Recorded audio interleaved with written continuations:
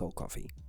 No good. At the beginning of the 21st century, no one could have guessed what wonders and horrors awaited the human race, much less the effects it would have on the collective psyche. As the 19th century drew to a close, the horse-drawn buggy was as commonplace as child labor, and neither looked to be going away anytime soon.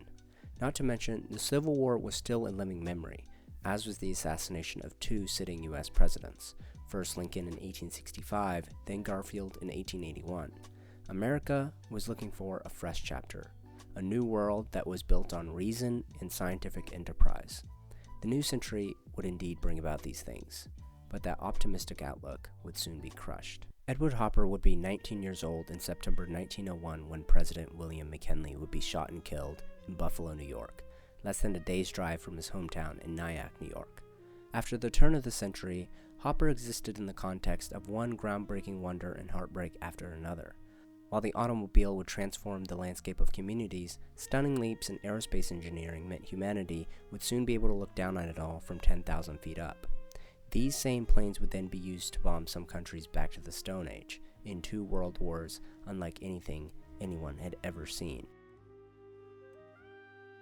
I mean, once you start thinking about it, it is really fascinating because at the beginning of this century, they were just getting used to the idea of the Industrial Revolution and all the changes that would come with that. And at the end of this century would be the start of the dot-com bubble and the internet. And so you have this massive gap where they couldn't make sense of all the change that was happening around them. And so you have people like Edward Hopper, who was trying to make sense of that change, who's already known to be an introspective artist in temperament, deeply attuned to the relationship of the self to the world, and the psychological effects of the changes happening around him.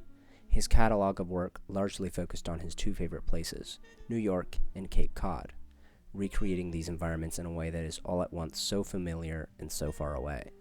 His Twilight world was missing many things. What those things are is anyone's guess, but in their absence, we are forced to be alone with all that remains, and while it can be unsettling, it's not altogether ugly.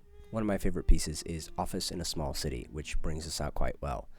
The office looks like just as much of a regression as it is a triumph, an inhumane cage looking out into an unfamiliar wasteland. I mean, it's really unsettling and beautiful at the same time. The light is stark, almost shadowless, and leaves no room for the human subject, who is a foreign addition to the scene and an alien to the world that he has created, which is fascinating.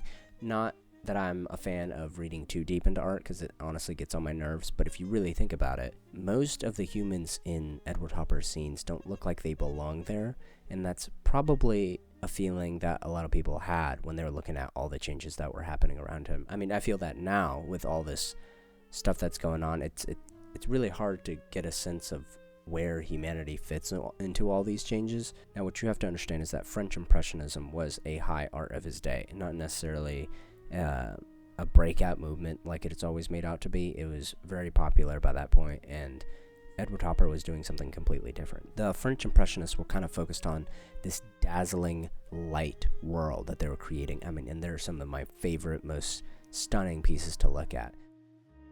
But Hopper kind of did the opposite. He stripped the world down rather than embellishing it, and the light and shadow that enter into his worlds are missing just as much nuance as the humans that inhabit them. And if you think about it, that's kind of the defining feature of a lot of his work, is there's very little nuance, and what nuance there is kind of the unsettling, questioning kind of nuance.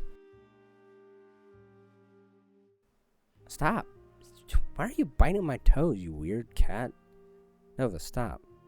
And we find that the key focus in his work is not what is missing, but what remains. And in the midst of this crazy world that he lived in, there had to be anchors. What's interesting is humanity will always seem to be at the brink of something, for good or ill.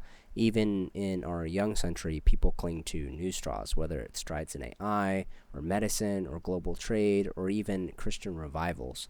But to their dismay, we'll find those strides trampling all over them sooner or later. And that's because the security of humanity's future will never lie in any stride forward, but rather in standing still, observing with young eyes the wonder of things that don't change, and simply contemplating the light, and perhaps looking up to find the source.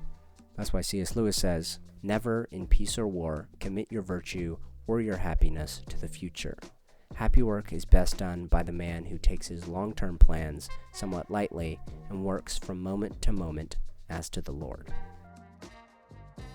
Thank you guys for watching. See ya. Stop. Get down. Get down. Get down. Get down.